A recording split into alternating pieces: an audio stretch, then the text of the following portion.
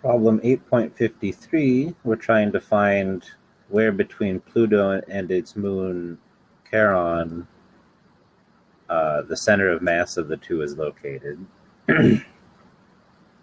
Now we're told the diameter of Pluto, the diameter of Charon, and we're told to assume that they have the same composition, and so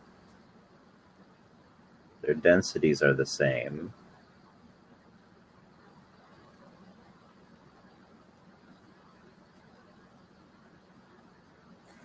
Now, as far as I know, we don't actually know what the masses of Pluto and Charon are exactly, or I even have really a good estimate for it.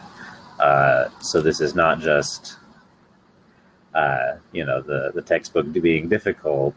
This is actually sort of a practical thing you might need to do if you know how big something is, which is